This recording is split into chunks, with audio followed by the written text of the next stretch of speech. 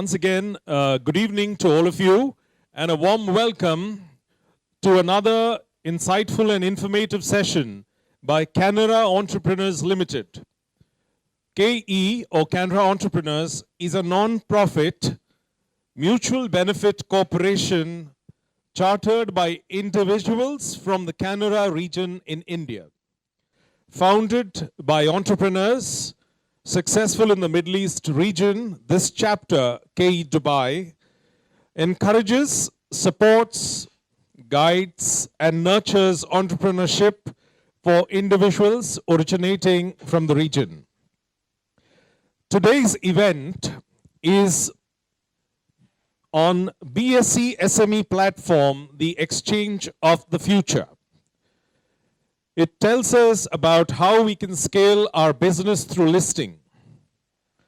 As Robert Kiyosaki said, everyone can tell you the risk, but only an entrepreneur can see the reward. As funding is an essential ingredient for the success of any company, right from the start to scaling up to be a dominant business, there are often small and medium enterprises who struggle with finance at critical stages of their growth phase. Traditionally, a company needed scale and profitability to get to IPO, and SMEs were unable to be publicly listed. A few years ago, BSE opened up this avenue to enable them to transform their growth process by listing on the BSE for raising growth capital. This has been done innovatively by reducing basic norms, and we have veterans in our midst who are going to tell us more about the same. This includes the listing fees and the opportunity to get promoted on the main exchange in due course. Many SMEs are taking this course for raising fresh capital, and this has given a new opportunity to both the SMEs and the investors. Our Dubai chapter has a session where we have two eminent speakers involved with the BSE SME Exchange who will address our members and guests to share their expertise and provide guidance on the value of listing of SMEs on BSE. In addition to the opportunity to meet them and network post the session, we are hopeful you will walk away from the evening with better understanding on SMEs and their huge potential as wealth creators. The BSE SME platform, a new avenue to raise funds in India, creating significant wealth in the stock market by investing at an early stage in companies with high growth potential. The evening will be introduced by Clifton De Silva, who is Director, Altina Securities, a valued member of the NSE of India. Mr. De Silva, a former investment manager and director at Tata's, has managed the investment portfolio of the Nehru, Singhania, and Karan Singh family, to name a few, and interacted with the Ambanis, Mittals, Narayan Murthy, and several other conglomerates.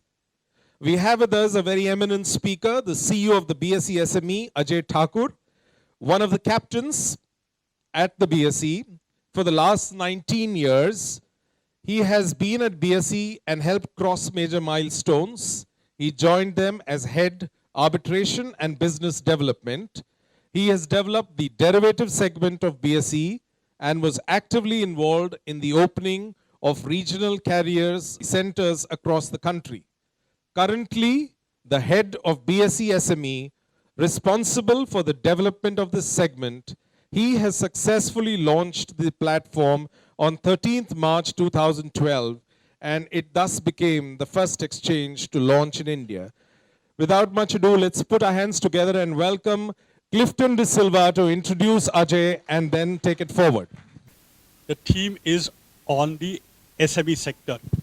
Now, as you are all aware, that in any developing economy, the SME sector plays an important role. And India is no exception. As far as India is concerned, the SME sector contributes around 17% to GDP, 40% to exports, 45% to industrial production. It employs around 69 million people and every year creates employment for around 13 million people. It has around 8,000 products both in the high-tech sector and in the brick and mortar sector. And there 90% of all the industrial enterprises are in the SME sector. And India is home to about 5.7 crore SMEs. Therefore, the potential for this sector is enormous. But unfortunately, this sector was unable to exploit its full potential for the simple reason, lack of funds. And this sector had to depend on banking funds, which have a cost, they have a repayment obligation, and they have to be backed by collaterals. So SMEs to that extent got affected for lack of funds, and therefore they could not exploit their growth. However, with the setting up of the SME platform, both at the National Stock Exchange and Bombay Stock Exchange, a new platform has been created for the SME sector. World over, there are SME exchanges which have been successful.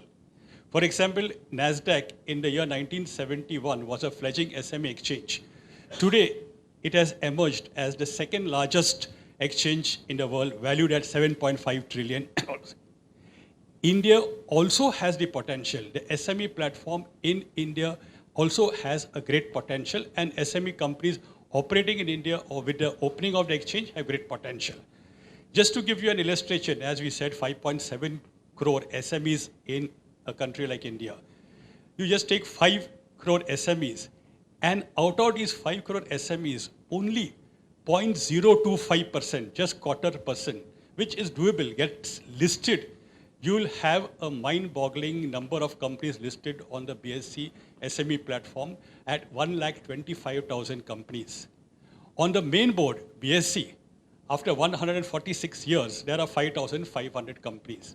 And this exchange, which has commenced in 2012 and gathered momentum in 2017, has a potential to have over a lakh of companies just at 0.25% of the total universe of companies operating in India.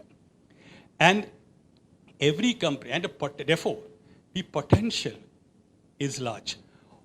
Most of the companies, if today you look at most of the companies, whether in India or abroad, let us say in India, you have companies which have grown enormously, Reliance, for that matter, Asian Paints, Hero MotoCorp, Maruti Suzuki, Infosys Technology, all companies, most companies in their history start small. And after that, over a period of time, they migrate into huge conglomerates. Even not only as far as the Indian economy is concerned, even abroad. If you look at the 5 companies in the form of Apple, Amazon, Alphabet, that is Google, Facebook, Microsoft, today these 5 companies over a 40-year period, average, are valued at $4 trillion. US $4 trillion, larger than the Indian economy, which is $2.7 trillion, and larger than the Bombay Stock Exchange, which is $2.3 trillion. So these companies have graduated from startups.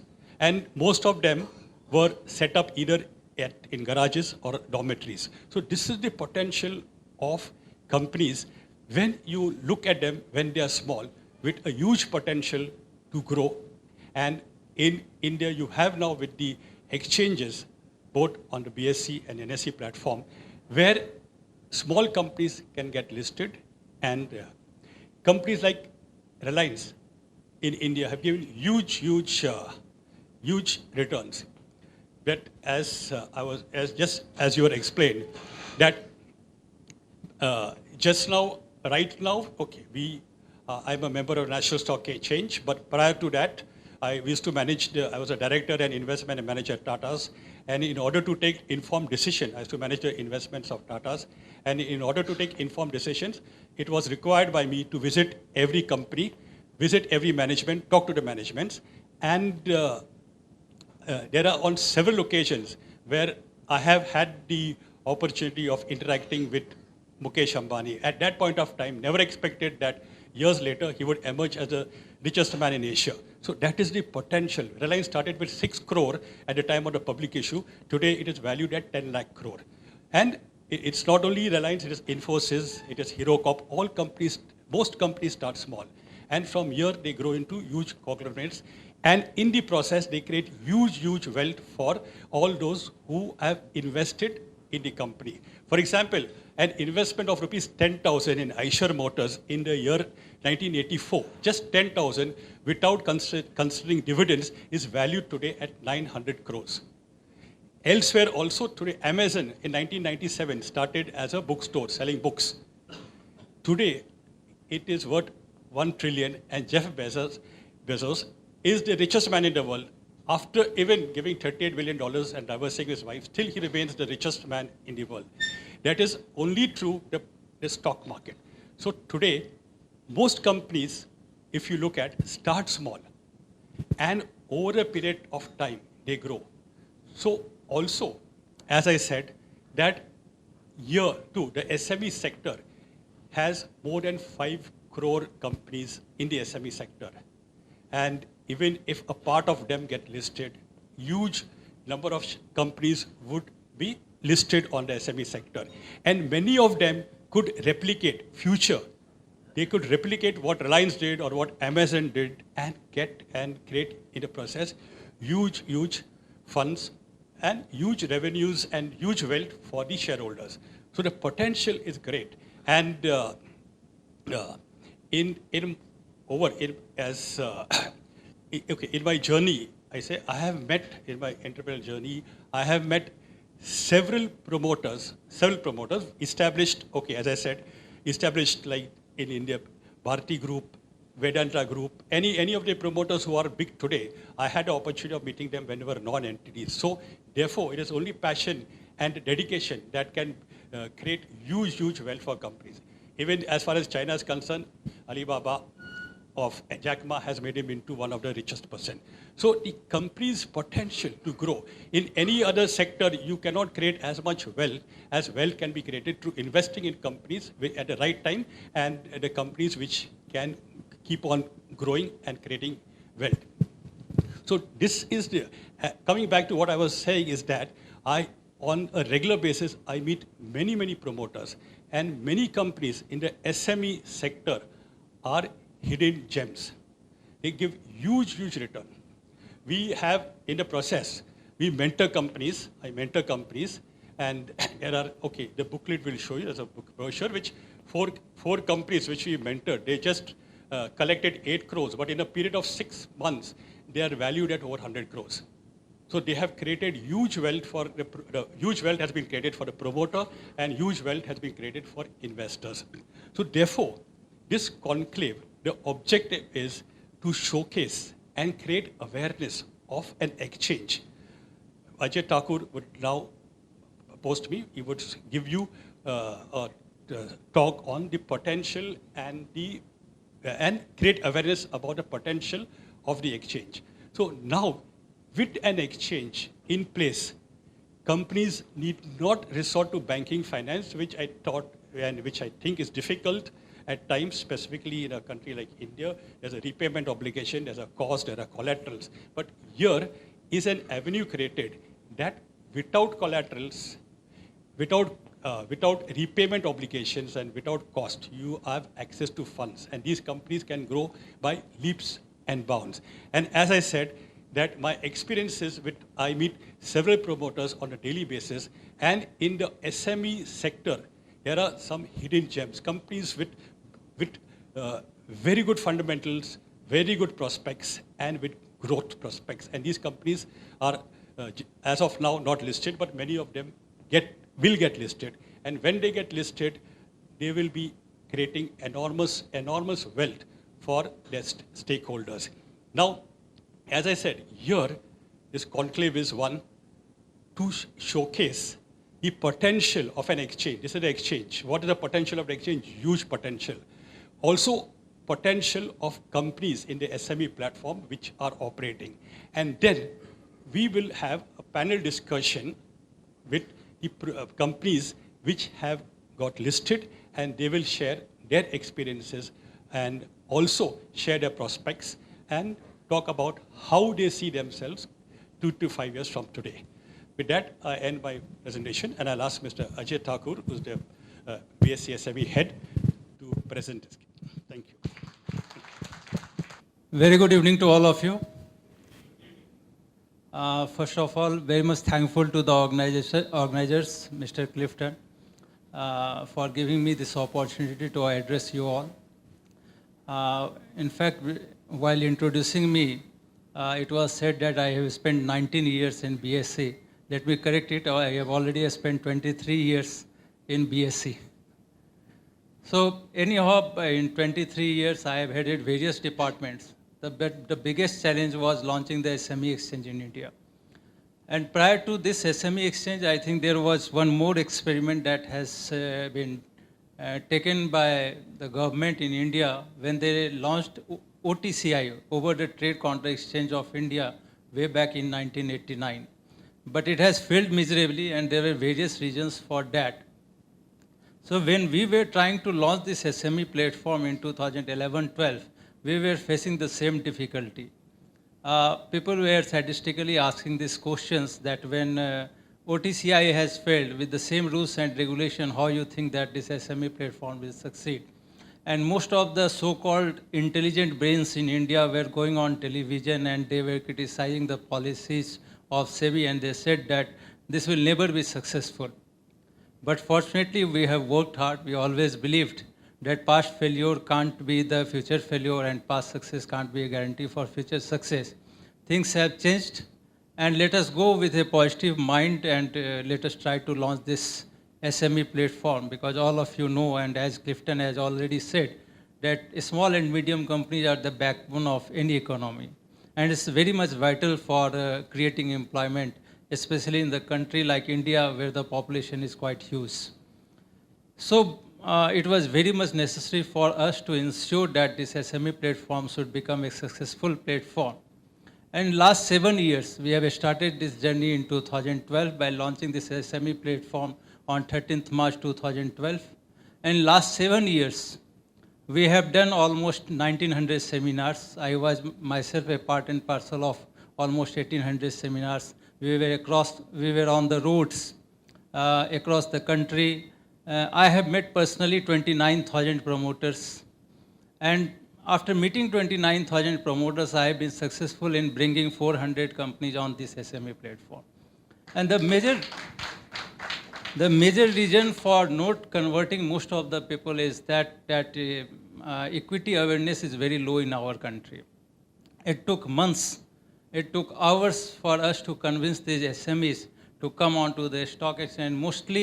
Most of the times, the fear of compliances and a lot of formalities are the bottlenecks for this. They become the hurdles for these companies to come on this SME platform. So in last 7 years, we got almost 316 companies listed on the SME platform. And in these 316 companies, have raised almost 3,300 crores from the market. And today the market capitalization is almost 19,000 crores. We have also launched one SME IPO index in December 2012, as 100 as a base. And today it's quoting somewhere around 1,800. So you can understand how much return this SME platform has given to the investors. Clifton has also rightly said that he has raised almost 8.5 to 9 crores for the 4 companies which got listed, and today the combined market capitalization of these 4 to 5 companies is almost 100 crores. So a lot of returns for these SME, for the investors at large. Now what we want and what is the reason for us to come here is that we want to have, because we have created this platform, what we want that demand and supply should meet at this place. Just now I was talking to a few gentlemen, and most of them are saying that we are investing in the blue chip company. So if everybody has started investing in the blue chip company, then who will look into this SME company? So there is a very much requirement for funds mobilization in the small and medium entrepreneurs also. There is need to have risky funds, seeing these SMEs, investing in these SMEs. Now there are 2 types of situations that have emerged in our country in last 10 years. there are two type of companies. One which is already a large corporate. They find it easy to raise funds from the capital market. And there is one startup base. So they have also private equity, venture fund, angel investors who are investing in this company. But in between, there are companies who have got a turnover of between 10 crores to 600 crores. They are finding it very difficult to raise funds, though they have got established, track record, and they have been doing well for all these years. But they are still unable to attract the investors into the capital market. So what we require is that the investors should start seeing these promising companies. We don't say, and we don't guarantee from the exchange side that you will make money. But the chances of making money in these SMEs are very fair, because most of the times when these companies access to the capital market, they are coming at a very conservative valuation. Most of the SME who have approached to the capital market, they have raised fund at 8 to 10 PE multiples, which by any standard, is very low.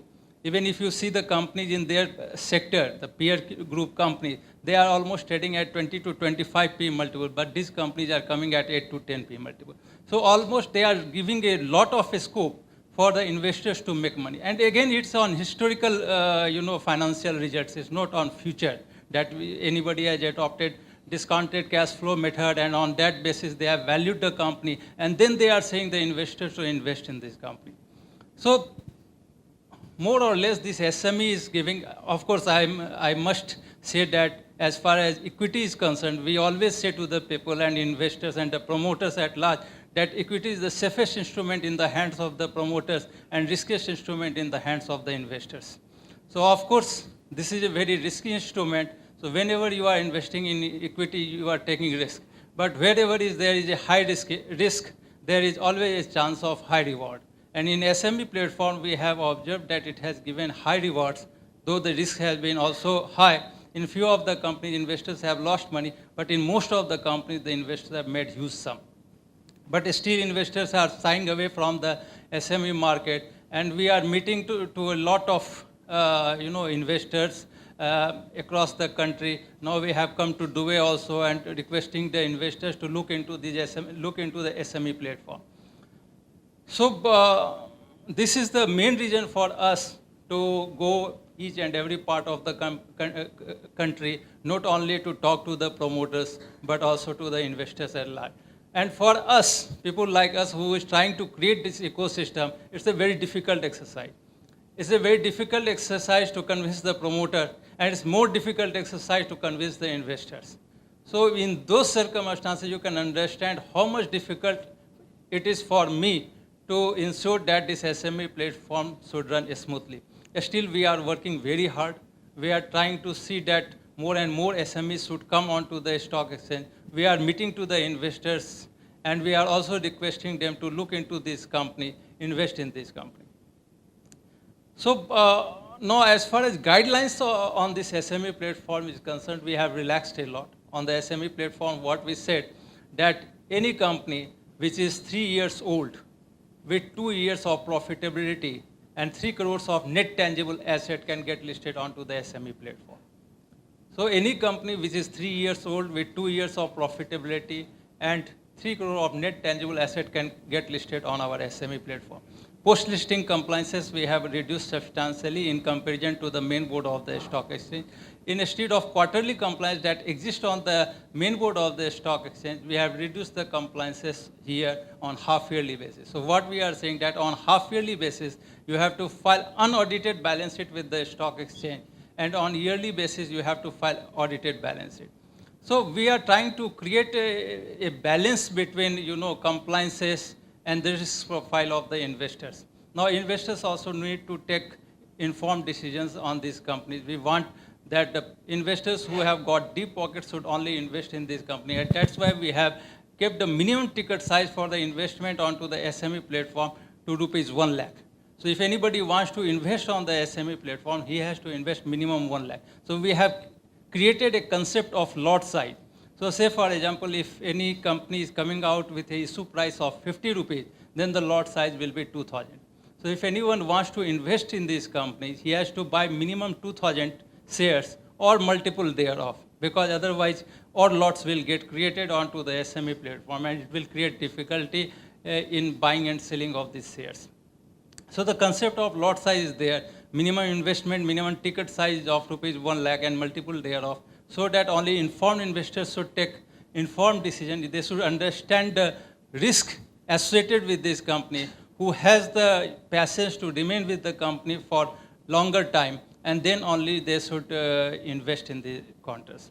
Besides that, we have also created a passage for the SME companies that after 2 years, if they want to migrate onto the main board of the stock exchange, they can migrate. Now, this is optional.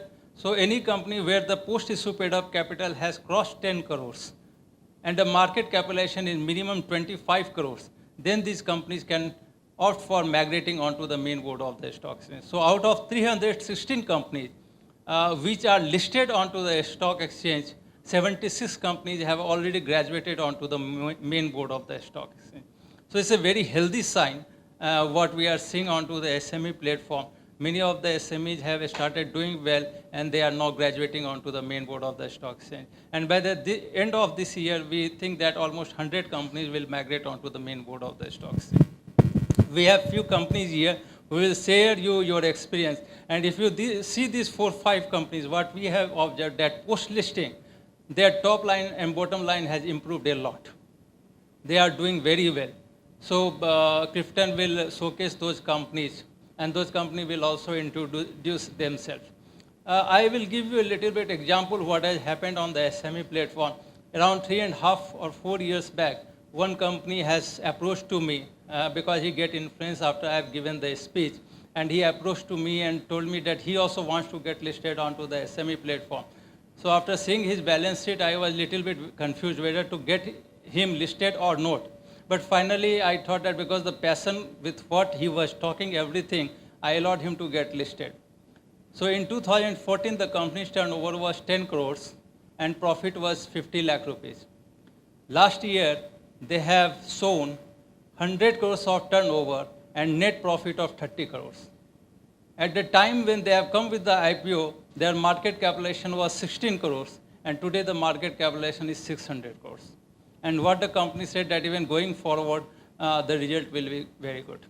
So what we feel that if there is a success ratio of 50 to 55% on the SME platform, I think that it is a very successful platform. Even on the main board of the stock exchange, or even if you see the PVC space, the success is hardly 5 to 10% or even lesser than that.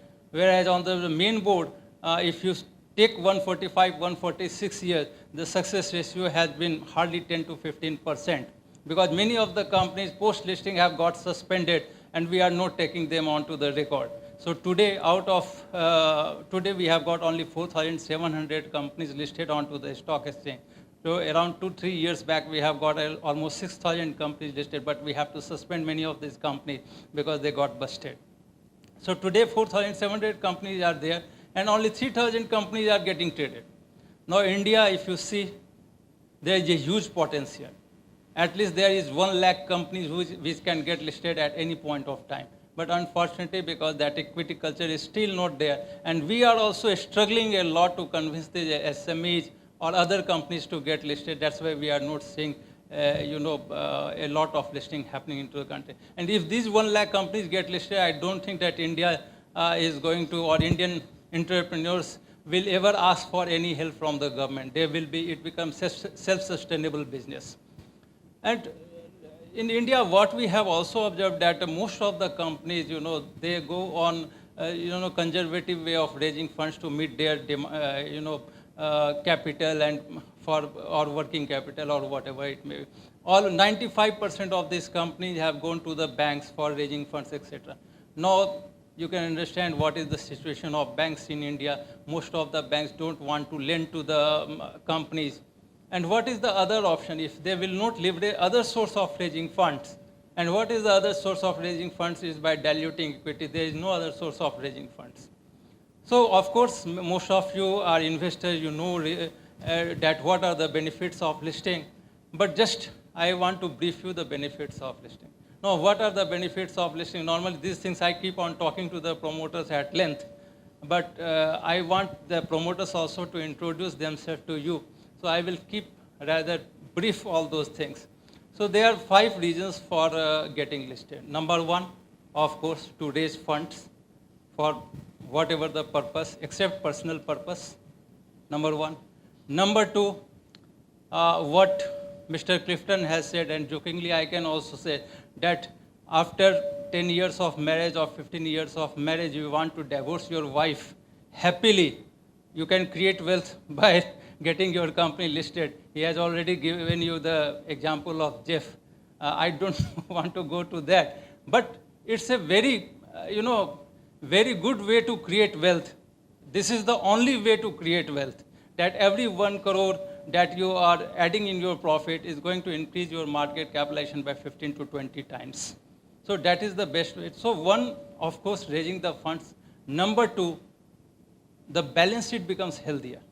So out of 29,000 companies whom I have met, I have seen their balance sheet. Their top line ranges between 10 crores to 600 crores. But the bottom line is pathetic.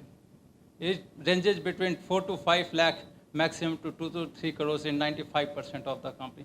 There can be other reason. One is taxation model also.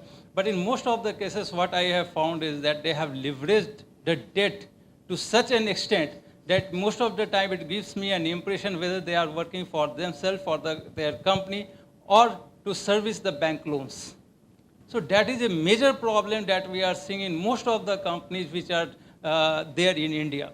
And that's why once you are going for listing, once you are diluting the equity, you are making your balance sheet healthier. Most of the time it gives me an impression whether it's a balance sheet or imbalance sheet. So most of the times it's an imbalance sheet. We want the balance sheet to be balanced by leveraging the equity. Now third, in most of the unlisted entities, the major problem is transparency and credibility. So once these companies get listed and once they started doing all the compliances, they are maintaining the corporate governances, the credibility and the transparency of the company increases many-fold. And because the credibility and the trust factor goes up, so it also gives the comfort level to the investors to invest in these companies. So that is the third benefit. Fourth benefit, as we know in 2000, most of the IT companies, they don't have the assets. They can't retain the employees because they were also struggling. So how they have retained the employees? They have retained the employees by giving them ESOPs. So it's a very powerful tool, and ESOPs don't have any value if it is of unlisted company. So the listed ESOPs, give a lot of incentives to the employees to be with the company. And we have seen the employees of these companies become super rich. So that is another benefit. Fifth benefit is that by getting your company listed, you are also creating collateral. Equity is also some form of collateral which you can place with the banks and NBFC and get funds. So it is giving you an asset class through which you can raise loans whenever you like.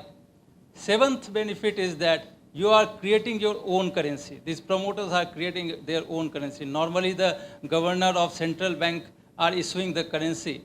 And I always say that just the way rupee and dollar is the equity of India and government of United States, in the same way, this equity that is being floated by the promoters of the company are nothing less than their currency because it is traded. And they are more powerful than the government of those country because in that government, in the currency, at least the government says that I promise to pay the bearer that much of rupee.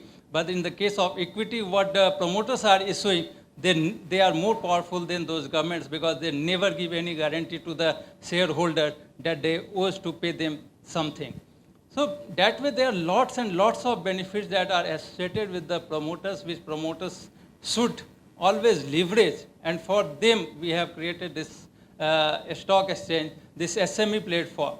The reason for creating this SME platform was that in the main board over the years, what we found that there are a lot of issues have started arising. And because of that, we have, tweaked the guidelines so that more and more companies with not so good balance sheets should come. But there was always a demand for a stock exchange basically for the SME platform, for the small and medium enterprises, and that's why this small media SME platform was started. So I think it is doing very well. There is a requirement for these small and medium enterprises of funds, especially equity funds, and it's very much necessary for the people who can take the risk on the equity, and also the angel investors or even the VC and Ps who are looking towards the unlisted entities to start looking to these SMEs which are getting listed. At least they have some track record, and they can take an exit. Today, PE, VC, how they can take an exit, or angel investors can take an exit. That if some other investors can buy their shares, or going forward after 3 years or 5 years, if some other private equity buy back their shares, or the promoters buy back their shares, or by getting them listed, they can take an exit. So these are the various options that are available for the angel investors, PE and VCs who are investing in the unlisted space. But in last 5 years, I have not seen any company where private equity has invested, has come to the IPO market to get an exit. So that is the situation. Because 3 years, 5 years is quite a long period. We are seeing a lot of disruptions happening in the market. Today, maybe it is a new concept, but in 1 year, it may become obsolete. But when you are listed onto the stock exchange, at least you have some option to get an exit from those companies. Those options are not available. So SME platform is also a platform where as an investors, you are entering into the growing companies, and after 1 year, 2 years, because it's a liquid platform, it's traded on the stock exchange. It's traded below the Reliance SBI. We don't have a separate platform. We have a common platform for both large companies and for a small company. So all these companies are being traded on the stock exchange. We are leveraging the same trading platform. Only for entry purpose, we have relaxed the guidelines by saying that this is a SME platform. Besides that, there is no other change. So same exposure, same visibility, same credibility to each and every promoter, and for the investors also to take an entry at any point of time. Because here in the SME platform, we have also introduced the concept of market making. So these market makers allow the investors to get an entry and exit. That's why the liquidity is created. Liquidity is not that high, but at least that much whereby an investor can enter and exit.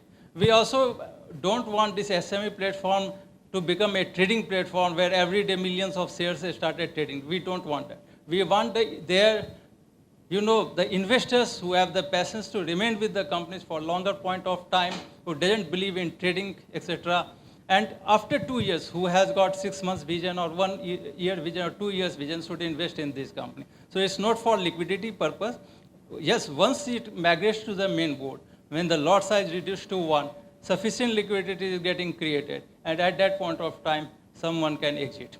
So this is the whole concept with which SME platform has been created. So it's a great platform that is evolving. And I am quite sure that in the years to come, you may see thousands of SMEs getting listed on our SME platform. Again, I will be in Dubai in front of you, and again talking about many other SMEs. And I will be requesting in the same way to all of you to look into those companies either as an investor or as a mentor or as a facilitator. So this is all about SME platform. Around 7-8 months back, we have started another platform called a startup platform. Now, this startup platform is especially for the startup company. A startup means we have kept it only for IT, ITS, or any technology-related company, whether they are into biotechnology or agriculture technology or any technology-related, or in defense technology or nanotechnology, any technology-related startups can get listed on this startup platform. Only thing what we require is that they should have 2 years track record, and they should be registered with DIPP as a startup. So these are the requirements. And besides that, what we want is that they should have positive net worth. They should not be incurring huge losses and their net worths get wiped out. Only thing what we require that these startups should have positive net worth, 2 years of track record, registered with DIPP. And in case they are not registered with DIPP, then their paid up capital should be 1 crore. So these are the 4 guidelines that we have framed for the startup to get listed onto the startup platform. In last 3 months, we have seen 4 startups getting listed on our startup platform. Recently, one startup got listed from Bangalore also. One startup got listed from the city of Bangalore, one from Mumbai, and one from Delhi. So 4 startups got listed. In the SME platform also, we have seen companies from 17 sectors got listed on this platform. So in the startup also, we are seeing this phenomena starts happening.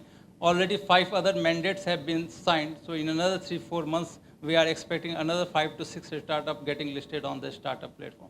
So these 4 startups have raised almost 20 crore rupees from the market, and today their market capitalization is almost 38 crores. So in 6 months, their market capitalization has also moved up by 40 to 50%. So that startup platform is also shaping up. There are a lot of inquiries that have come recently. Again, same problem that we are facing, that the investors should start looking to this startup platform in the same way that they are looking to the SME platform. So overall, as far as stock exchange is concerned, we are going to provide the best facility to all the promoters, the entrepreneurs, the investors at large. We are trying to mentor all the SME and startups. And even as far as investors are concerned, we are trying to ensure that these promoters should provide all the informations to them so that they can take prudent decisions before investing into these companies. So this is what SME platform, a startup platform, all about. Again, thanks to all of you for being here and listening me patiently. So with these words, thank you to all of you. Thank you. We next have a panel discussion which will be moderated by Clifton. May I now invite on stage our 5 guests on the panel. So we start with the Managing Director of VR Films and Studios Limited, Manish Dutt. Please come. Put your hands together. The Chairman, please. The Chairman and Managing Director of Mosquita Engineering Limited, Avinash Mosquita.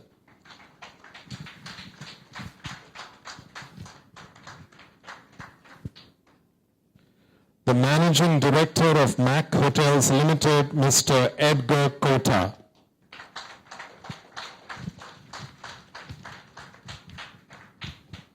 The founder of Anurup Packaging Limited, Mr. Amarnath Sharma.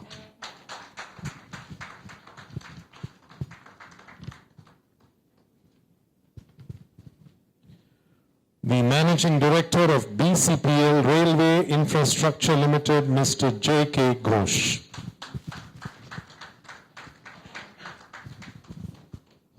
And the moderator for the evening, Mr. Clifton De Silva.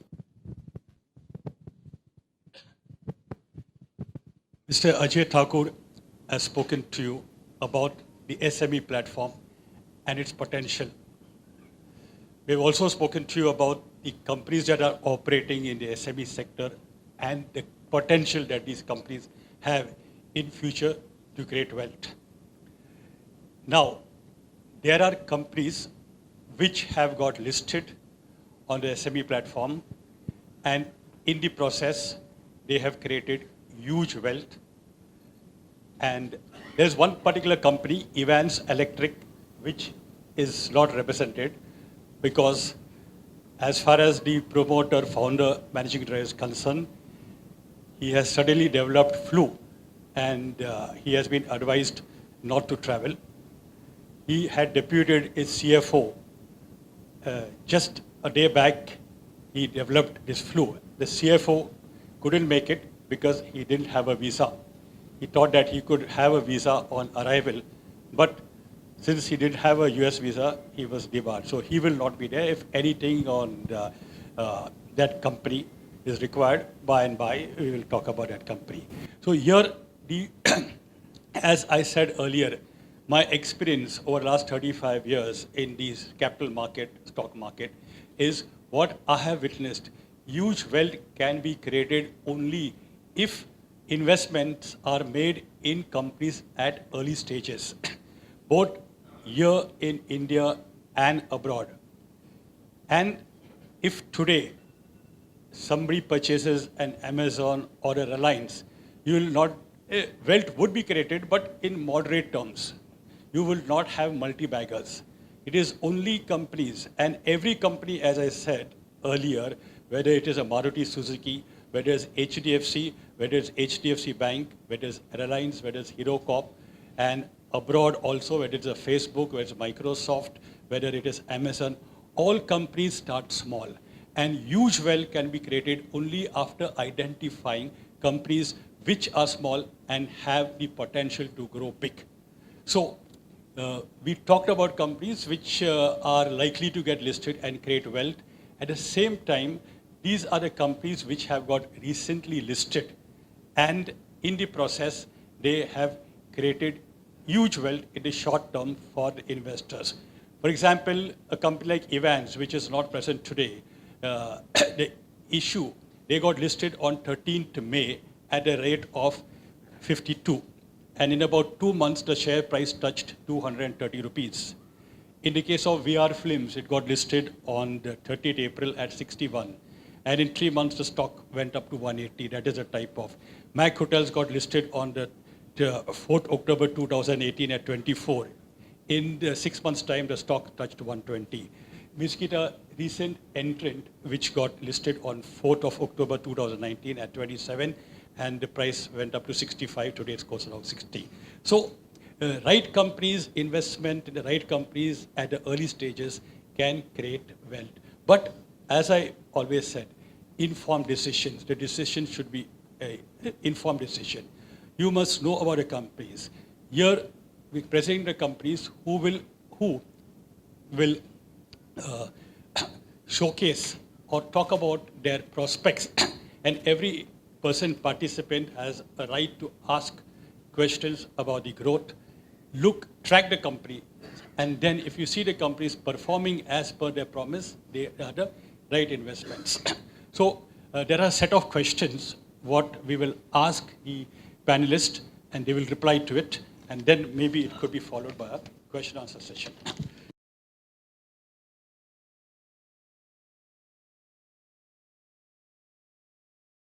First question, which is very, very important, is that you know that if the economy is doing well, then the sectors do well. And if the sectors are doing well, the companies operating within the sectors do well. So it's also important that companies do well. But at the same time, we talk about slowdown.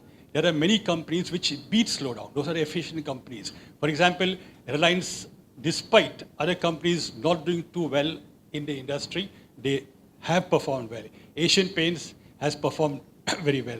Bajaj Finserv has performed well. HDFC Bank has performed well, despite the fact there is slowdown at the other companies. So companies which are great and companies which, in my experience, are driven by very competent and efficient management, slowdown is not a process. Slowdown is not a concern. Companies, despite slowdown, grow. So the first question that I'll put across to the panelist is, which Manish will answer. What is the outlook for your sector? So each one of them will spell out the outlook for the sector. You can start with Manish. Well, the outlook for the entertainment industry looks very promising. For the very simple reason, if there is a depression in the market, people tend to move towards entertainment. And this is where it's like we score. And a business like ours, where we are localizing the content to various other Indian languages to take it more to the interiors, the platforms are restrained for their money. And since they do not have money, which is like creating content is cash intensive. Now, if that is not there, the best, easiest option is to localize the existing content into other Indian languages and put it across, which is 1/10 the cost. So that adds up more to our revenues, more to our business. So in fact, when the world gets depressed, I think people in entertainment, they feel happy. Keeping jokes aside, it's a kind of a trend, which is like, if you see, entertainment is something which is just growing and growing over the years. First, it was restricted to the theaters. Then it came on to television. and you had to rush back home at a particular time to see any program. But today with mobiles and internet all coming in, you can catch that program anywhere at any given time, wherever you have the time, and you can preview it. So there's always a scope of growth in the entertainment business, and we see it growing leaps and bounds in the coming years. Good evening, Canara Enterprises. We were into manufacturing of parts for washing machines, for the telecom industry, Comscope USA, and for electric motors. But in the last 2 months, we have also diversified into solar power, into manufacture of brown goods, and into warehousing and logistics. We are based in Goa. As far as solar power is concerned, it is something that is the future, and there is no recession or depression or unhappiness that is going to replace it. It's long, long overdue. The country, the Prime Minister has promised 100 gigawatts of power, solar power. So far, the country has touched only 31 gigawatts. In our state, in Goa, we have touched just 650 kilowatts of solar power. And I just broached this idea around a month and a half back, and I have already got orders in hand of about 250 to 300 kilowatts, confirmed orders. So there's a huge requirement, there's a huge demand, and that's going to be the future. The coronavirus, incidentally, has been beneficial for us, ironically, because our major customer, IFB Industries, who manufactures washing machines, imports a major part called a clutch assembly from China.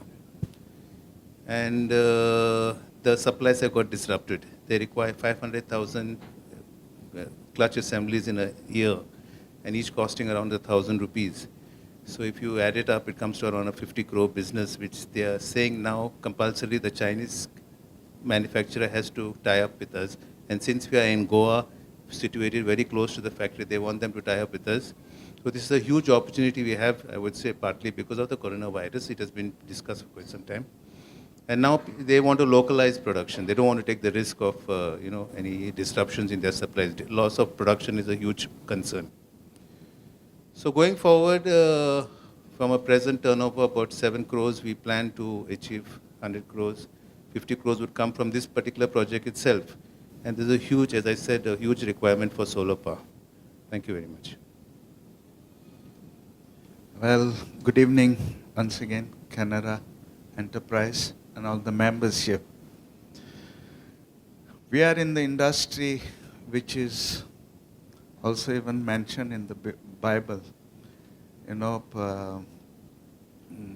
when you hear about the person who was found on the street and who was taken care of, and he was finally kept in an inn.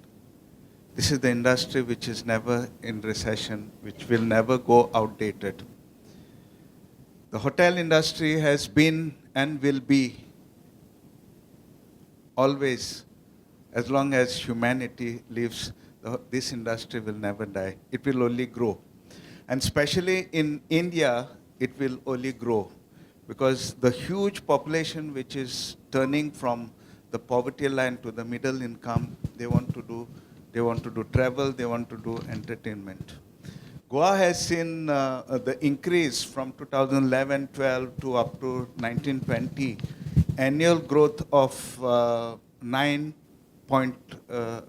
9.10% of annual growth in the tourist arrivals.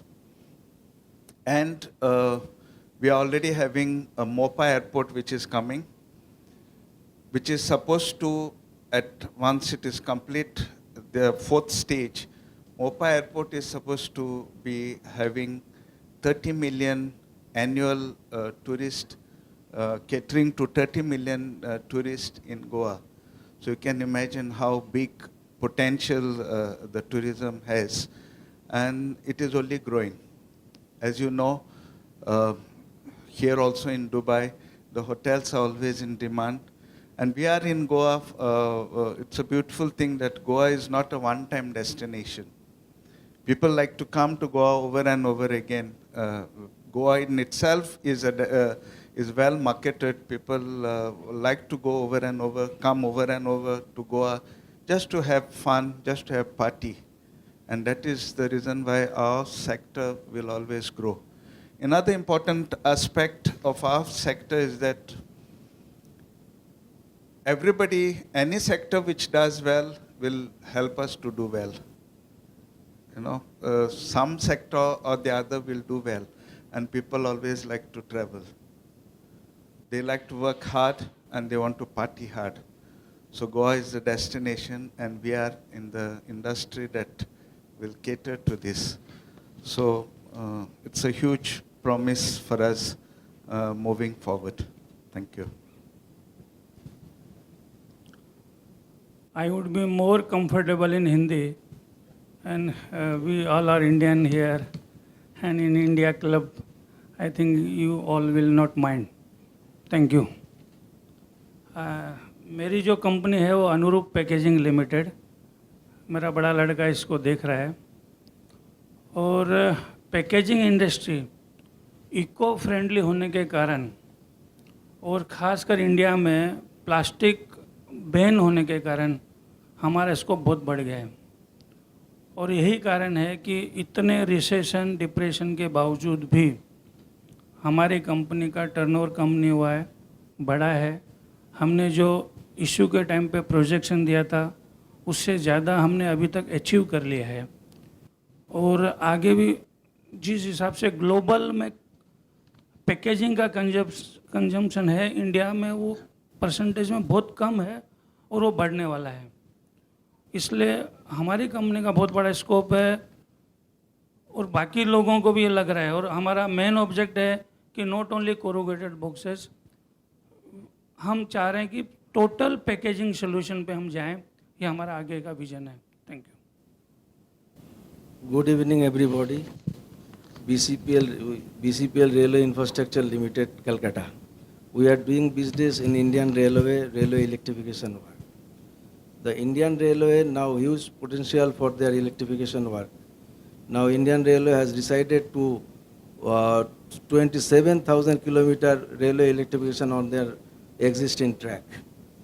They are huge potential in this business. Our turnover last 3 years more than 40% percentage higher than previous year. So this is the main thing, and we are now already booked 179 crores in this field, and we are the key one of the biggest contractor in this field. Our eligibility criteria in single tender 100 crore each tender we are eligible. Thank you very much. The next question is, what is the size of the market you operate in?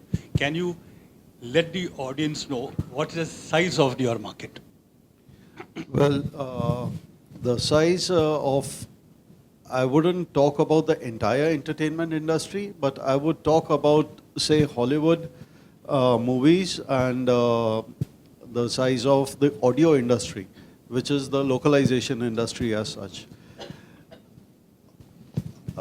To let you know, our company has two verticals. One is where we are localizing the content to various Indian languages for all platforms, and the second vertical is where we import Hollywood or foreign language films and distribute across all platforms in the India subcontinent. So it's like they would say the content is king, and we have coined the phrase, the king needs a queen, so localization is the queen for this king. And in this date, today, we are very lucky to have the king and queen both in our verticals. Well, the size of the market, as in just the audio localization market, is around 200 crores something, which should be between 200 and 250 crores. And this market is at this moment in a nascent stage, and it is growing, is what I would like to say. So what has happened is there were not so many platforms many years back on this, and your main revenue generation used to be like around 60% from television, 30% from the theatrical, and 10% used to be OTT. But all of a sudden this change in that last 1 year, or I would say in the recent 8 months or so, is the OTT has taken over as to 50%. Your theatrical has come down to around 15%, I would say, and television is the balance 35%. So this is where the whole standing is. Now, there is a potential for this to grow leaps and bounds. In the sense, earlier we used to dub for, say, a Discovery Channel. It used to be just one Discovery Channel and dubbing only in Hindi. 5 years back, they started in Hindi, Tamil, Telugu. They added up a few more channels. It's just that 6 months back, we have started dubbing for Discovery Channel in native English, in Hindi, in Tamil, in Telugu, in Malayalam, in Kannada, in Bangla, and in Marathi. Now, Animal Planet is going to be entirely done in Marathi out there. So this is just the scope of one channel, adding up 8 languages. Netflix, we have just tied up with them in January itself. And officially, over the last 6 months, we had been approached by them and we were testing after our listing. And we were testing for them, and this was done very secretively. And we have tested for them in, again, native English, Hindi, Tamil, Telugu, Urdu, Marathi, Bangla, Malayalam, and Kannada. So you see the scope. What is there at this moment, which is around 200 crore, is the market capacity. Sorry, not the market capacity, is the around the turnover margin in it. If every platform gets into it and multiplies it by 8 to 9, the scope would be like tremendous, as in the growth.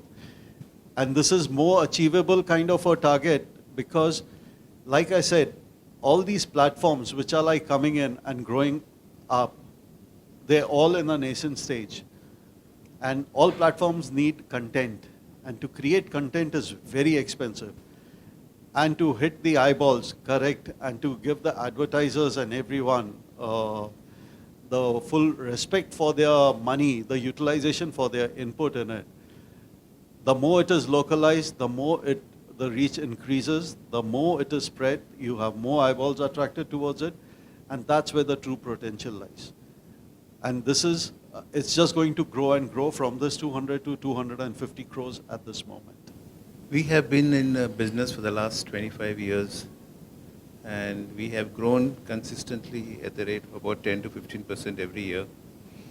But that is not satisfactory now that we are listed. In the present business, what we are doing, we could expect about a growth of around up to 30%.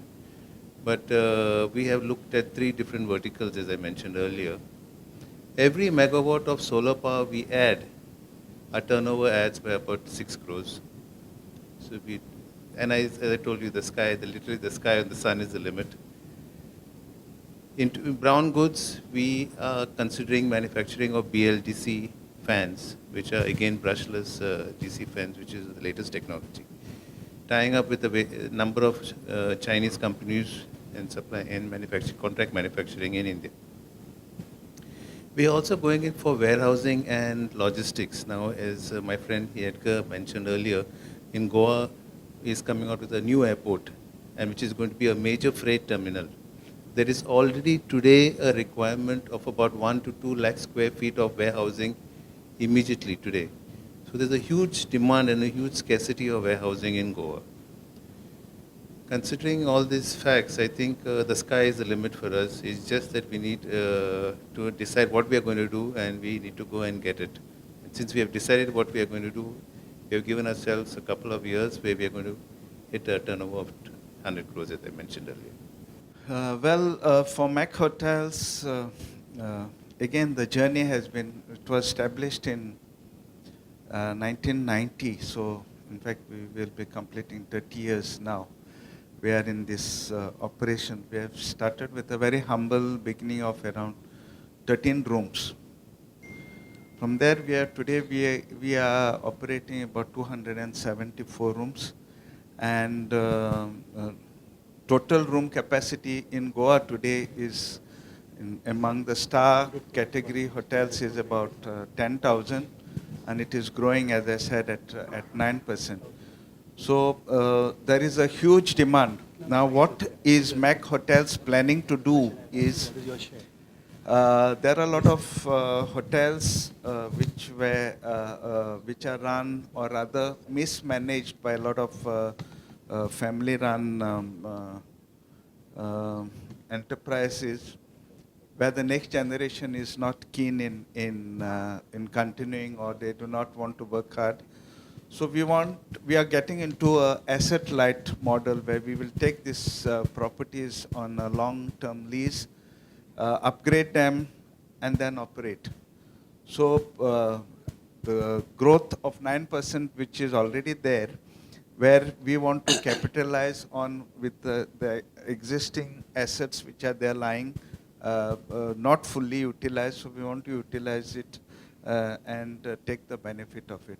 So the growth is huge, and we expect that we should be reaching. Our target is by 2023 we should have 1,000 rooms operated by Mac Hotels.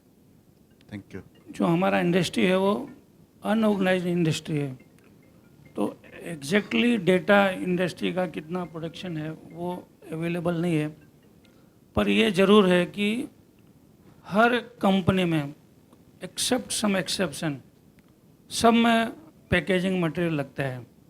Pharma company होगी, toys company होगी, even packers movers होंगे, transporters होंगे, stationery होगी, सब कंपनियों को packaging material लगता है. और हमारी कंपनी में एक अच्छी बात यह है कि हमारे जितने भी कस्टमर हैं सब मल्टीनेशनल कंपनीज हैं.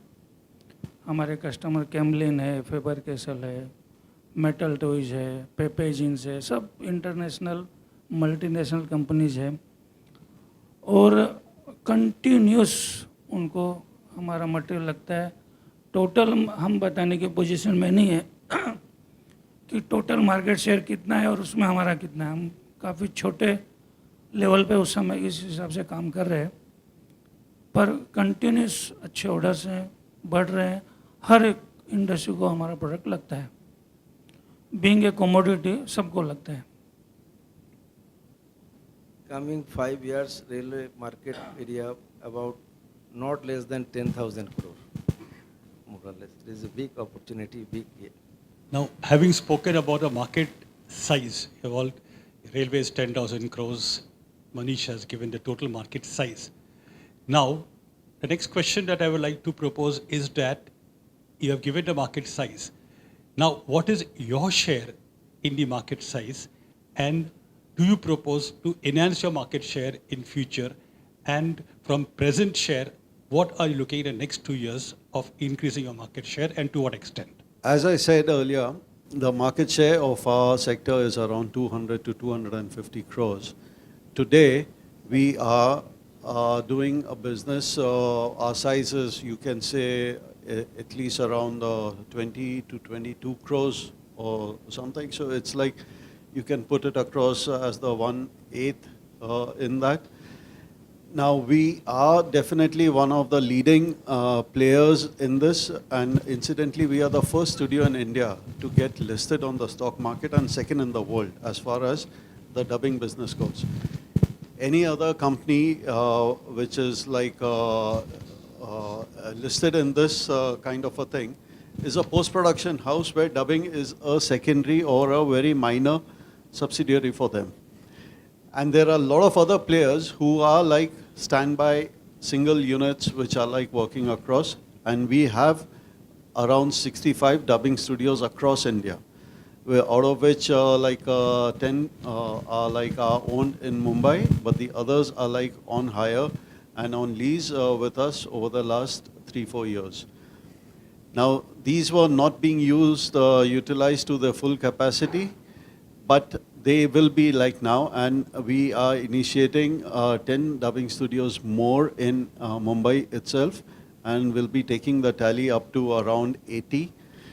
The expected size with us is Earlier we used to clock around say 200 hours approximately across various channels, which includes Discovery, Sony, Z5, which came in for a short period, and we did clock around 400 odd hours for them. But bearing these 4-5 of them, the clients which we have tied up in just January itself one is Netflix, the second is Amazon, the third is MX Player, which I have not yet made an official announcement, but you can consider this as the first time I'm mentioning it. But in the coming weeks, it will be like put up on the site as BSE site as well.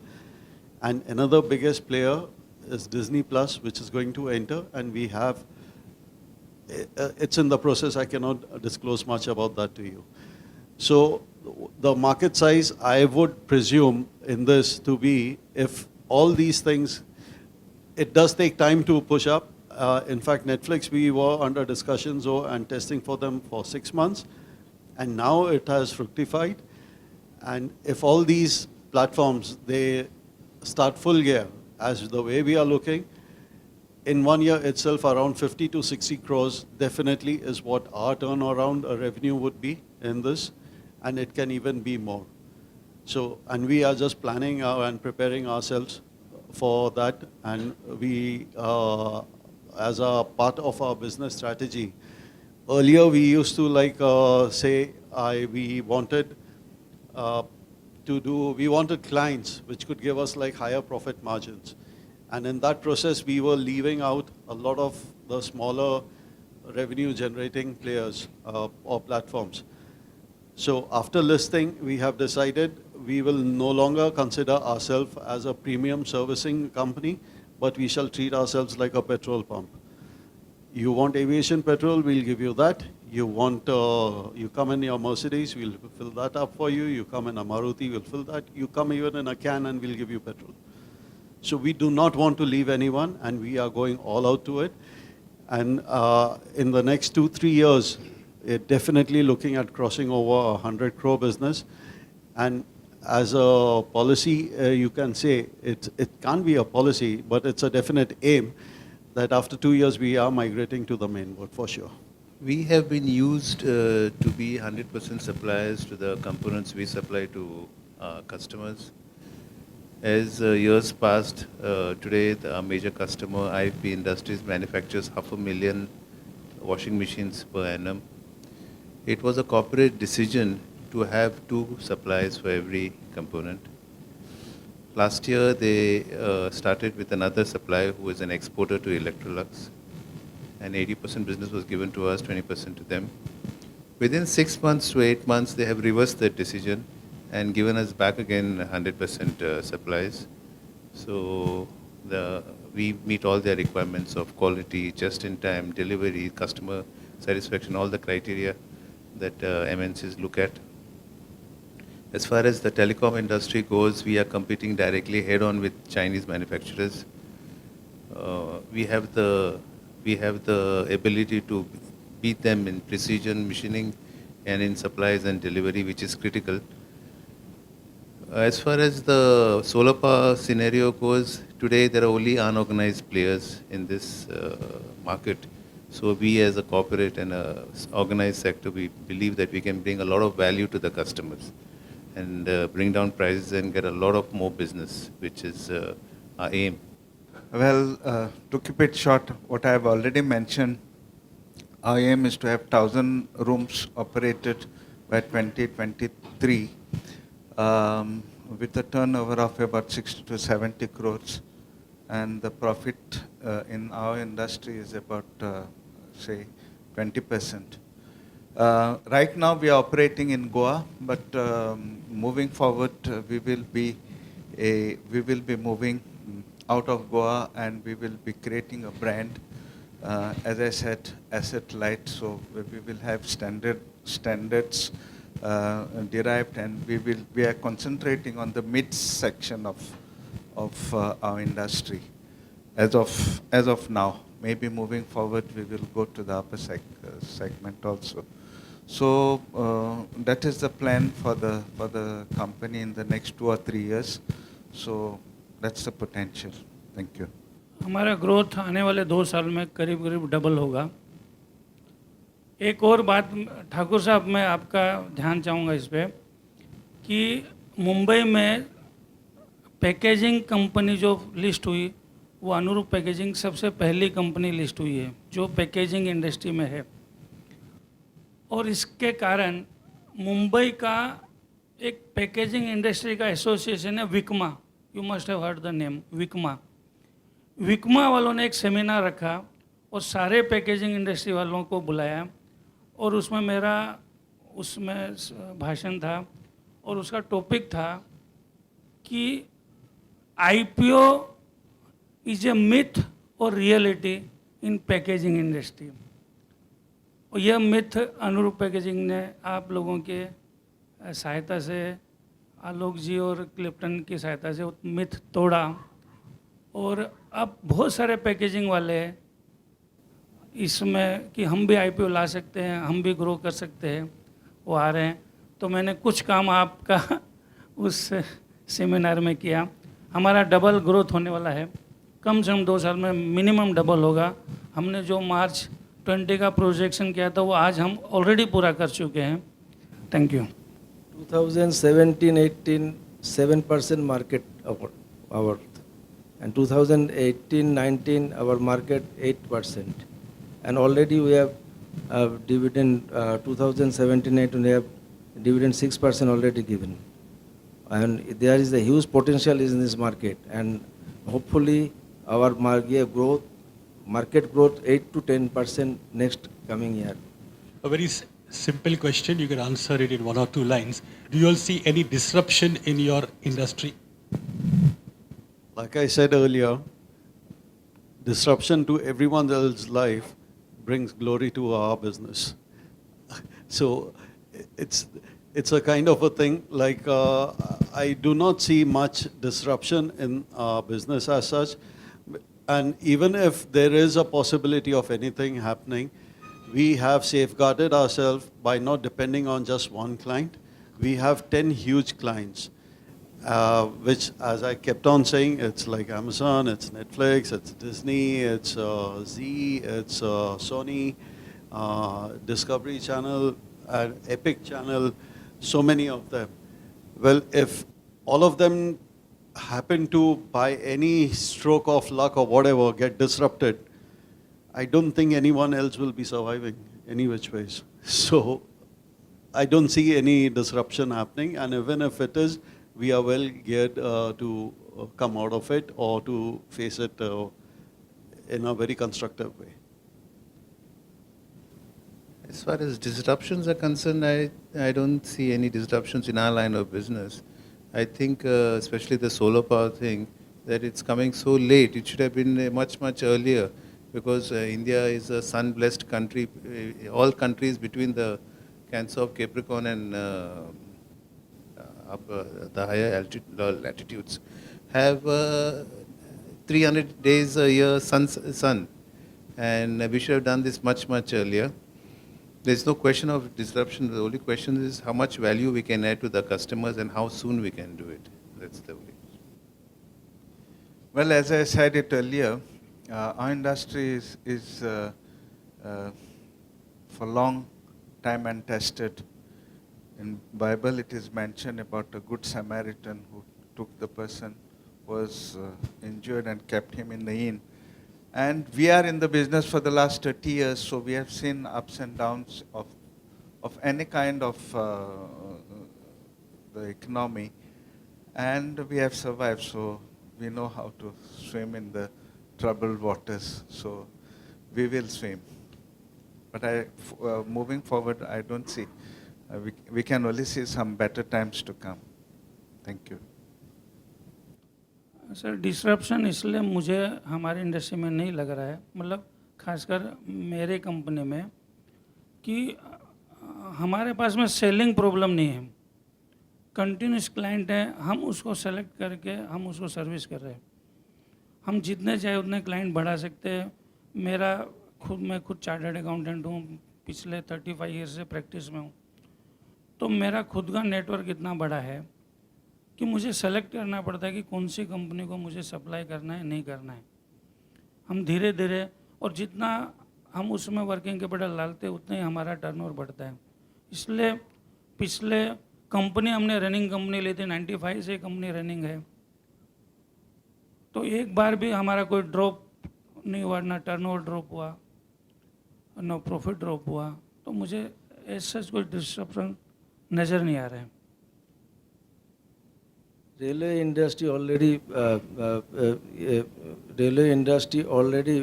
decided that all railway industry electrification work they are doing. 100% railway track will be electrified. So there is no disruption at all. How do you compare yourself with your competitors? Like I said, since we are like the first company in India to be listed on the stock market as far as dubbing goes, our size, I would say we are very well placed as if you compare it with our competitors, because we have hedged ourselves for continuous workflow with the various clients which are there. Amongst these clients, I forgot to mention one of our biggest is Paramount Pictures as well, and they have a library of 2,000 odd films. We are localizing for them for the various platforms in Hindi, Tamil, and Telugu, and you can see it all on Amazon and Netflix.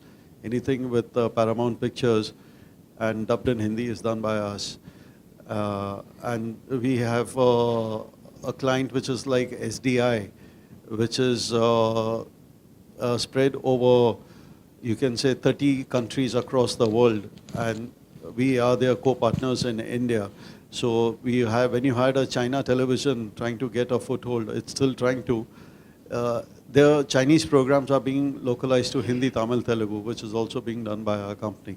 So I would like say it's there is too much in the market for everyone, but having smelled the coffee much earlier, where people used to say we are crazy adding up so many studios, and we have built up a network of 65 studios plus adding up like 10 more, so taking the tally to 75, people will have to spell out a lot of money and investment to reach and be a competition to where we are today.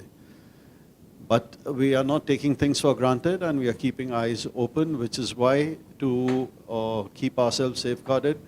Like I said earlier, we are treating ourselves like a petrol pump. So if you want, and we never let the quality suffer. What has to, it just depends on the size of your pocket. Whatever you can afford, we will not let you go without giving that money to us. So that's our basic policy. I'll address the previous question also here. I was taken by surprise by the question. Now, regarding disruption, see, 20 years ago, 25 years ago, having a washing machine was a luxury. The pressure was if your neighbor had it, you had to have it. Today, it is a necessity. In the metropolitan and the urban areas in India, the maid also doesn't want to come to your house and wash your clothes. They ask you, do you have a washing machine? So they are only willing to put the clothes in the washing machine and press the buttons.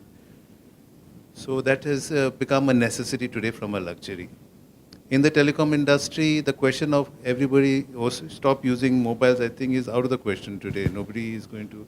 We are talking about 5G. When you talk about 5G, you talk about a tower every 100 meters, 150 meters. That means so much more business for the components that goes into manufacturing these stars.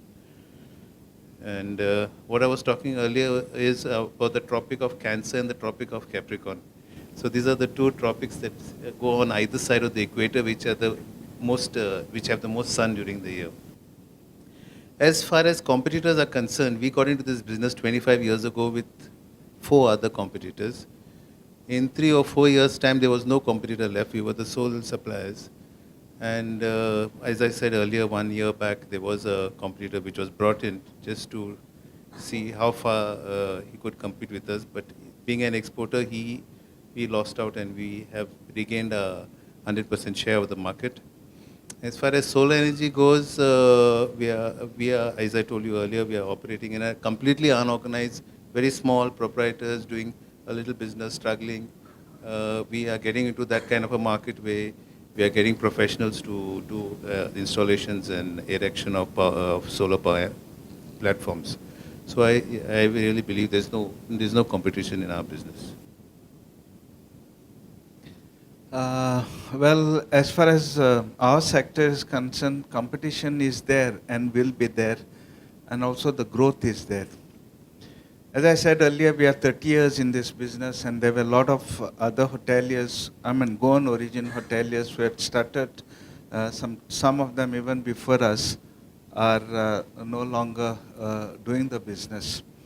And we as a dedicated team are surviving, and today went on to become the first company from Goa to be listed on BSE SME sector. So it only shows our intent where we want to go, and we work as a team. Our management is a team where we have the commitment towards what we are doing, and we have a goal to be hardcore into this industry, and we want to drive it forward with passion and service. Thank you. Sir, हम हिंदुस्तानियों का स्वभाव ऐसा है कि हम paper vendor change नहीं करते हैं. जो न्यूज़पेपर वेंडर होता है ना, उसको हम बदली नहीं करते अगर वो बराबर सर्विस दे रहे हैं तो. यहाँ पे हम पैकेजिंग इंडस्ट्री में हैं.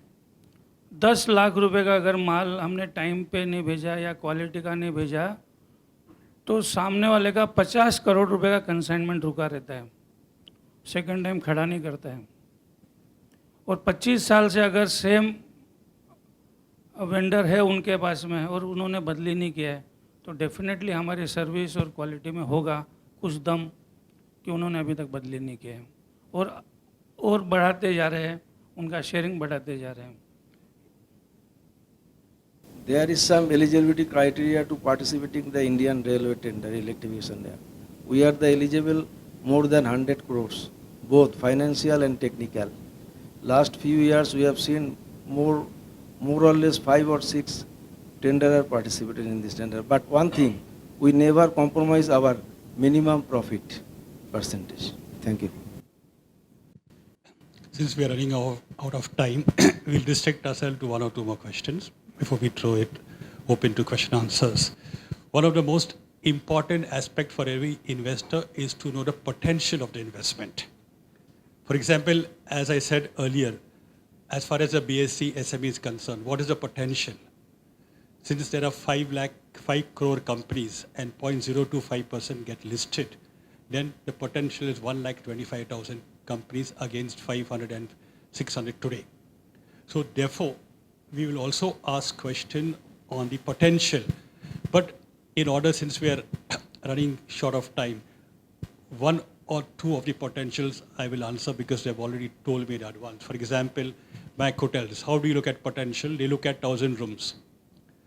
And at 80% occupancy means 800 rooms. 800 rooms, selling the rooms at 5,000 rupees per day would run into a turnover of 40 crores. F&B another 5 crores. So 45 crores could be the potential of the company in terms of turnover. Profit margin is 20%. So therefore, the profit could be in the region of 9 crores. The share capital is 3 crores. Therefore, it translates into an earnings per share of 30 rupees.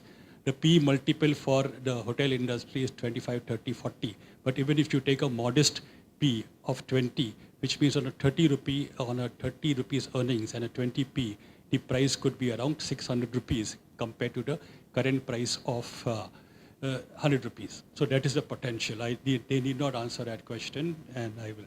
And also, as far as Miskita Engineering was concerned, we are discussing about the potential that instead of, I will myself talk about it.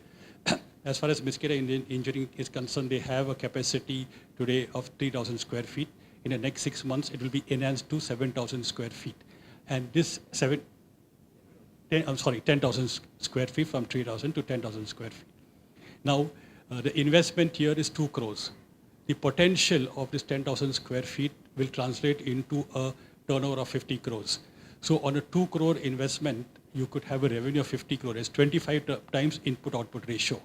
At that level, what is the margin of profit? It is around 8% margin of profit. So you could have a profit of around on 50 crores, 8%. So around 4 crores could be the profit. So on an investment of 2 crores, at turnover level, you could have a 20 times multiples, and at a net profit level, 2 times multiples. So this is the potential each company will have to spell out. Now, this is the potential. There is no, whether you achieve it or not is a different question. It is a question of the management's capabilities in putting in the efforts and realizing the full potential. There are many companies which do not realize their full potential. They work at 30% capacity, 40% capacity, but we look at what is the potential. An investor will always have to look at the potential and how efficient is a management in delivering and attaining the potential. So therefore, I'm looking, the question is, what is a potential? Like for example, the railway is a huge potential. Now, how is the company is going to capitalize or leverage that potential? It's on the management skills and efficiency. So as this question I've already answered for 2, I would now ask Mr. Manish, you need not, Manish can answer, and then I also answered for both of you. So Manish starts. Okay. If I would put this, last year's revenue, the top line was around 6 crores something with a PAT of 1.24. So, and that was basically with just 3 major clients and dubbing or localizing in 2 or 3 languages. But today it is like you have more than 9 to 10 clients which we have added up, and the potential of the languages is 8 languages compared to 3 or 4 last year. So this year itself, we are looking at doubling the last year's stuff to like 11 to 12 crores, the top line, and the profit margin 100% to last year, which we are like very hopeful to achieve. The next year, we are looking at, I do not want to go into the exact multiples of what I have said because that would look like too far-fetched. So being very realistic, I would say next year we are looking at around say 24 to 30 crores kind of a thing with a profit of around 5 to 6 crores, and the year after that we would be achieving beyond 60 crores to 70 crores with a 20% profit over it. Definitely we will be trying to achieve this.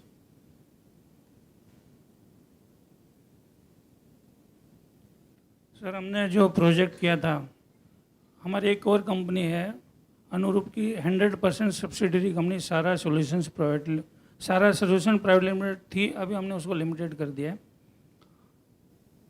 तो हमारा console जो हमने projection किया था top line, वो हमने already achieve कर लिया है. प्रॉफिट भी हमने उतना अचीव कर लिया है. हमारा कंसोल जो हमने 20 में था 1400 लाख रुपीज़ का जो हमारा टारगेट था 20 का, वो हमने ऑलरेडी अचीव कर लिया.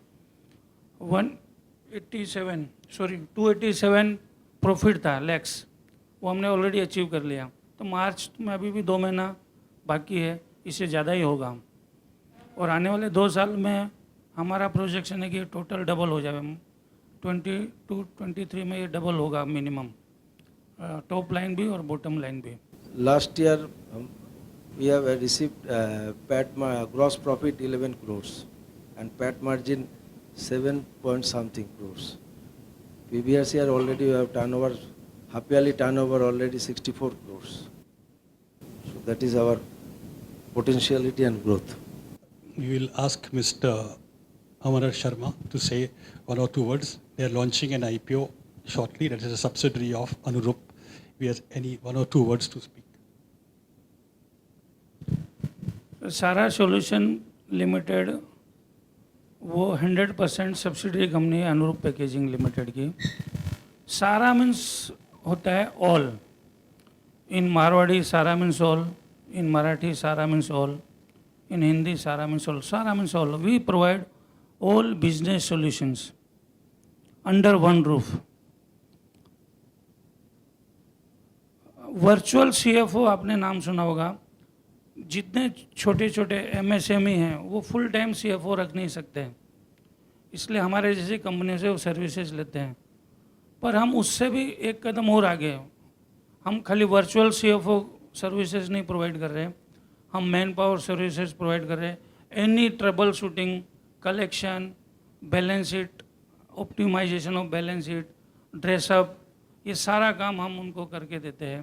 कंसल्टेंसी, टैक्सेशन, हम 35 ईयर से हमारा कनेक्ट, स्ट्रॉन्ग कनेक्ट है हर इंडस्ट्री से के जो एडवाइजर्स हैं हमारे पास में। लीगल एडवाइज़र है, मैं खुद इंश्योरेंसी प्रोफेशनल हूँ, फर्स्ट 200 में से I am one of them IP. तो हमारे पास में आईपीज हैं, इंडस्ट्रियल लॉ के जानकार लोग हैं। मेरे खुद के साथ में करीबन 5 चार्टर्ड अकाउंटेंट हैं, 2 कंपनी सेक्रेटरी हैं, पीएफ, ईएसआईसी, टीडीएस, जो एमएसएमई कंपनियों के लिए सबसे ज़्यादा ट्रबल देने वाले जो हैं, और जो फुल टाइम अपने प्रोफेशनल नहीं रख सकते, वो सारे एमएसएमई लोग हमारी सर्विसेज लेते हैं। और 4 साल के अंदर हमने उसको काफ़ी कुछ, अभी जो हमने किया था अराउंड 9 करोड़ रुपीज़ हमने अभी तक हमने बिजनेस कर लिया, और 1 करोड़ रुपीज़ का पेट है इस समय ऑलरेडी, जिसका हम आईपीओ लाने जा रहे हैं। तो इसमें मुझे बहुत ग्रोथ नज़र आ रही है। जैसे जैसे हम बढ़ेंगे और भी हमारी कंपनी, अच्छी अच्छी कंपनियाँ हमारे पास में और आ रही है। पेरोल मैनेजमेंट में तो ऐसा है कि जितने भी बाकी लोगों इन्वेस्टर हैं वो बोलते हैं कि भाई अगर हमारे पास में 500 एम्प्लॉय हैं तो आप क्यों रखते हो उनको पेरोल पे, आप उनको दूसरे को पेरोल मैनेजमेंट के लिए दीजिए, आप क्यों रखते हैं। तो ऐसे सारे लोग जो जिनके पास में एग्जिस्टिंग स्टाफ भी है वो पेरोल मैनेजमेंट के लिए हमको देते हैं, रिक्रूटमेंट हम करके देते हैं। तो ऐसे जितने भी काम हैं business solution under one roof हम उसको प्रोवाइड कर रहे हैं। सारा सोल्यूशन का इशू करीबन मार्च बिगनिंग या मिड ऑफ मार्च में हम लाने की सोच रहे हैं। आप सब लोगों का सहयोग रहा। Anyway, we've finished. We will next 5-10 minutes we'll devote to question answers if there is any. But before that, we'd like to appreciate Mr. Alok, who has managed the listing of Mac Hotels, has also managed the listing of Anurup, and managed the listing of. So give him a big hand. And Ms. Kita, yes. Yes. So, any questions? Thank you very much. It was a very useful session to understand how SME sector can get into the listing space, which was earlier exclusively reserved, for well-established organizations. My question is from an investor perspective, are the existing trading platforms on BSE and NSE available for SME trading also, or are these platforms separate? And secondly, especially from NRI perspective, can NRIs invest on repatriable basis using the NRE funds, or is it only restricted to domestic investors? In fact, as far as SME platform, while I was giving the speech on this about this SME platform, at that point of time only I have said that this SME platform is open for all sorts of investors, and we are leveraging the same trading platform which are available for the main board of the stock exchange. So there is no separate trading platform. You can trade from the same platform, Reliance Industries, Infosys, Wipro, and you can also trade the SME stocks. So there is no separate trading platform. Whatever the trading routes that are applicable to the main board for investors of any category, the same rule will be applicable for the SME platform. So NRIs are already investing into the main board of the stock exchange. In the same way, you can also invest with the same rules will be applicable for the SME platform and the startup platform also. I just wanted to ask that as of right now, all of you are essentially marketing secondary stock. That means that if we invest in your company, the money will go to earlier investors, etc. Is it because you don't feel that the companies need fresh capital, or is it that you're also planning to do more primary issues? As far as these companies are concerned, see, the main team today was on a platform at BSE that where companies can get listed and have access to capital, which Ajay Thakur has already made a presentation. Now, we also spoke about many companies which are unlisted and have the potential to grow in the SME sector. Here, we are looking at companies which have already got listed and have benefited not only the founders, the promoters, but also the shareholders. When whatever you buy today, it does not mean that it has to be in original format. When you decide to buy a flat, you buy it. Maybe the flat may be 30 years, 40 years. There's no fresh flat. You don't only go. You buy, and as development takes place, the prices rise and you participate.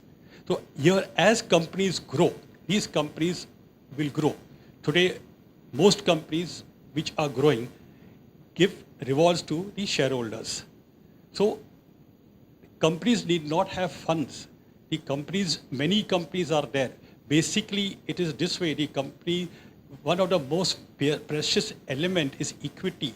The companies need not dilute their equity and increase. What is important and what is suggested that the companies grow their business through internal accruals. You make profits, and with that profits, you grow your business.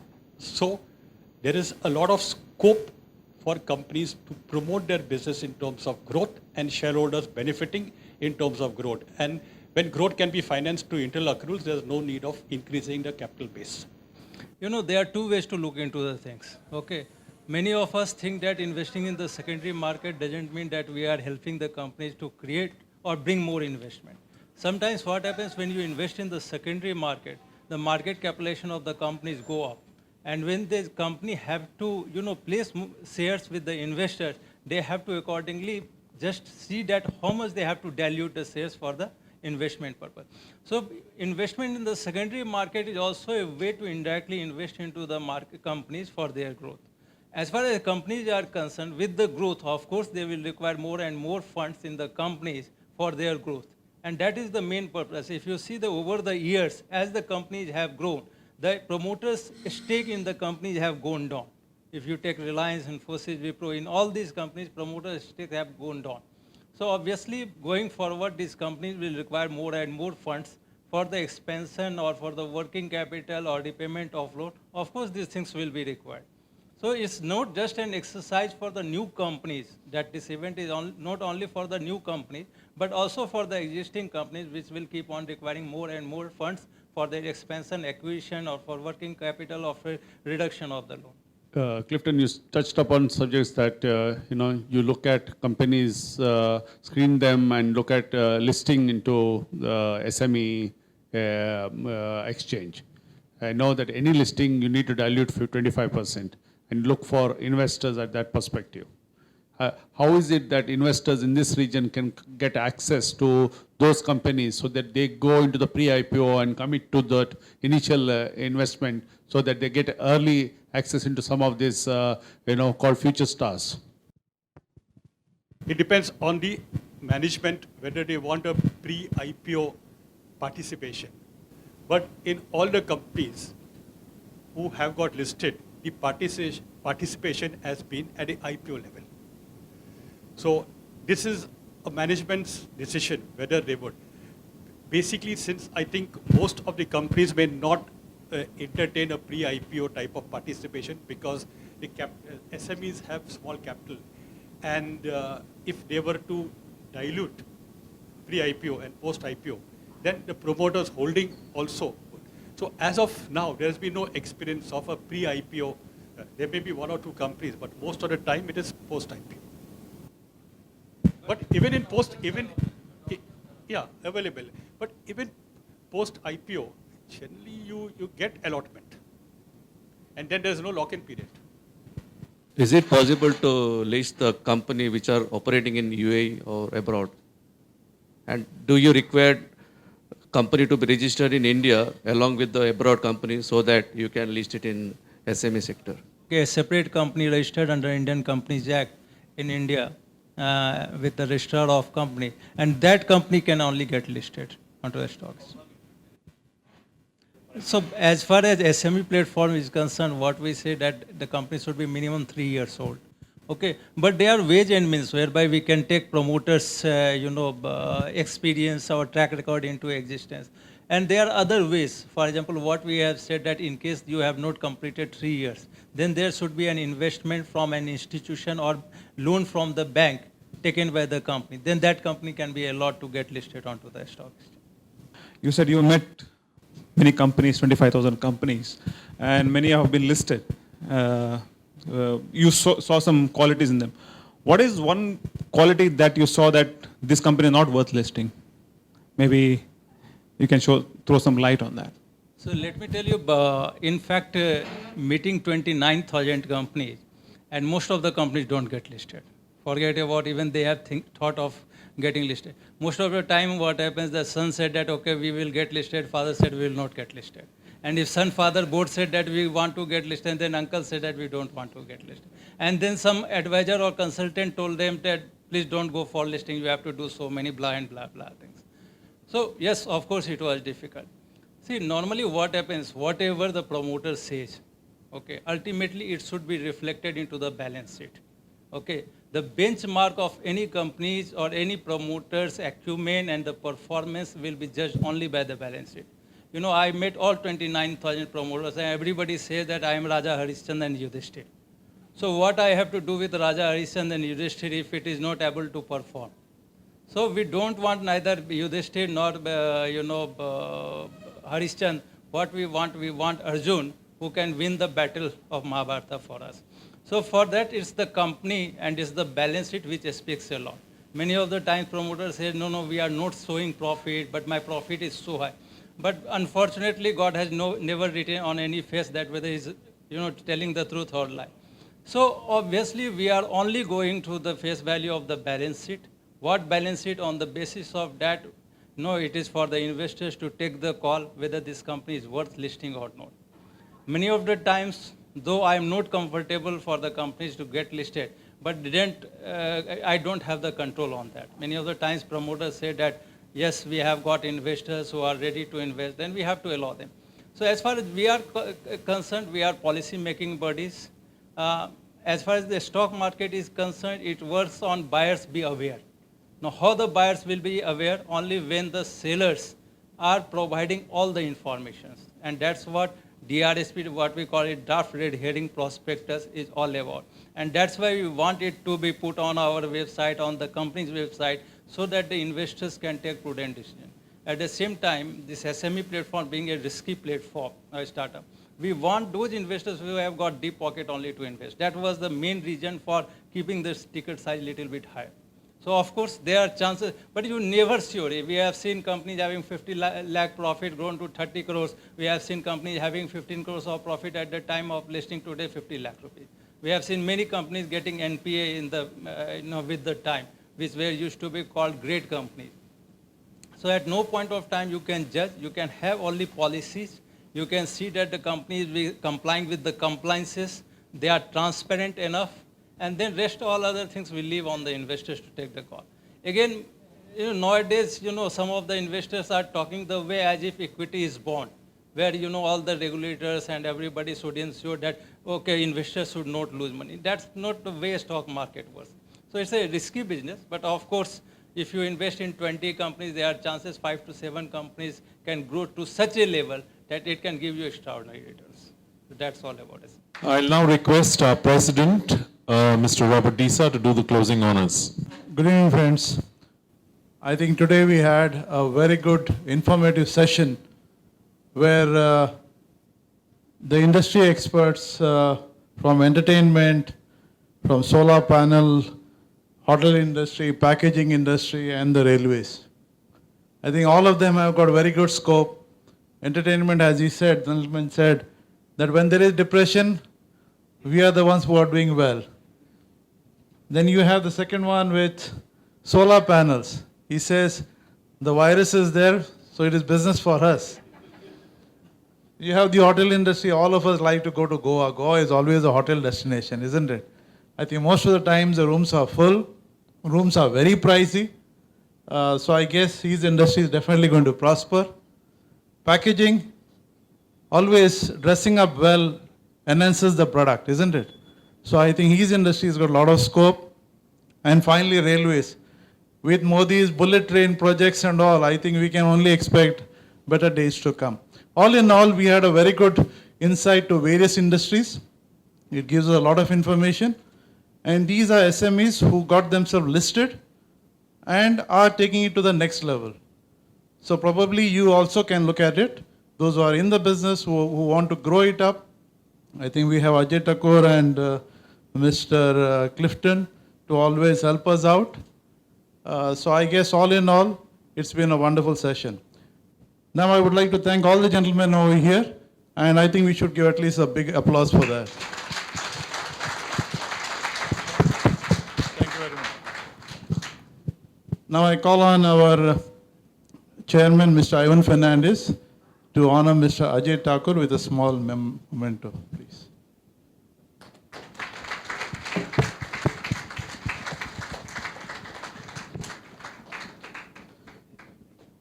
Thank you very much, Mr. Ajay. We call upon Mr. Clifton De Silva for putting this together, getting all of us, the whole team, and making such a wonderful presentation for all of us. Mr. Clifton.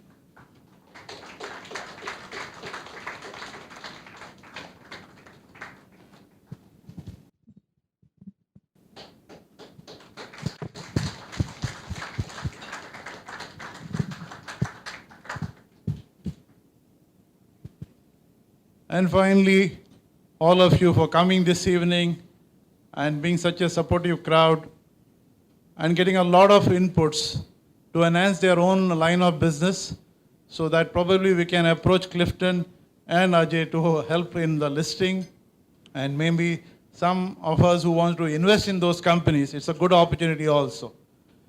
So please, once again, thank you very much. Have a nice evening. The dinner is getting served. So probably enjoy yourself. Thank you.